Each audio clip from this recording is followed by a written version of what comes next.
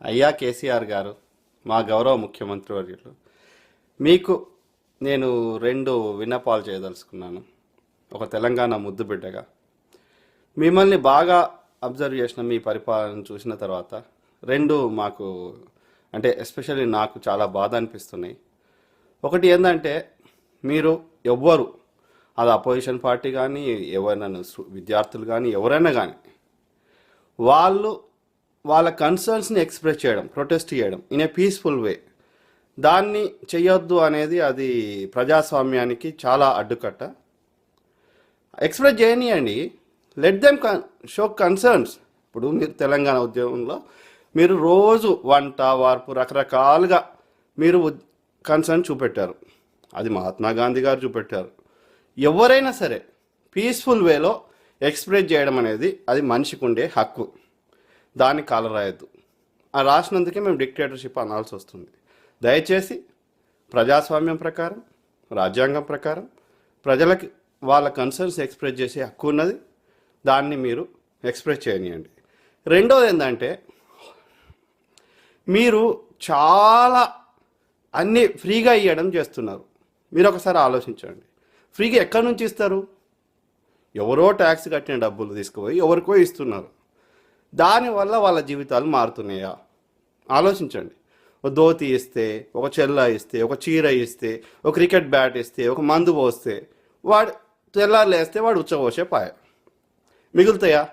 ఏమన్నా వాళ్ళకి long term ఏమో లాభమా? ఆలోచించండి. ఇప్పుడు ఒక యూనివర్సిటీ కట్టు, ఏదైనా మంచిది లాంగ్ టర్మ్ స్ట్రాటజీ చేయండి. ఒక రెండు జనరేషన్స్, ఒక 50 ఏళ్ళు, 100 ఏళ్ళు, ఓ 200 ఏళ్ళు వాళ్ళకి ఏదైనా వాళ్ళ ప్రజలకు యూజ్ కావాలి. ఆలోచించండి. ఈ టెంపరీ కాకుండా లాంగ్ టర్మ్ ఆలోచించండి. చరిత్రలు నిలిచిపోయే పనులు చేయండి. ఆ భవనానికి పోతే, ఆ ప్లేస్కి పోతే ఇది ఫలానా చంద్రశేఖరరావు ఆధ్వర్యంలో కట్టబడింది అనేది మీరు గుర్తుపెట్టుకోవాలి. అట్లాంటి పనులు చేయండి సార్. ఈ ఫ్రీగా ఇచ్చే కార్యక్రమాలు జర తగ్గియండి. ఈ రెండు విన్నపాలు నేను దయచేసి కోరుతున్నా. అది అపోజిషన్ పార్టీ అయినా ఎవరైనా సరే, let them express, let them show concerns please. దయచేసి అర్థం చేసుకుంటారు.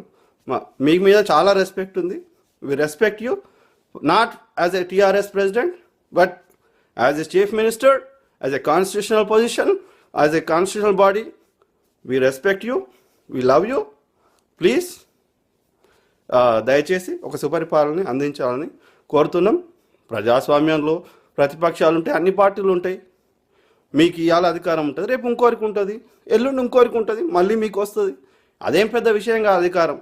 కానీ ప్రజల జీవితాల్లో మార్పు జరగాలి.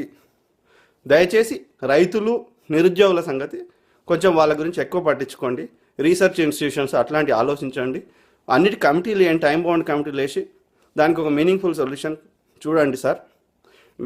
మన అందరి కన్సర్న్ ఒకటే, ప్రజలకు మంచి చేయాలని. అది మేమైనా మీరైనా ఎవరైనా.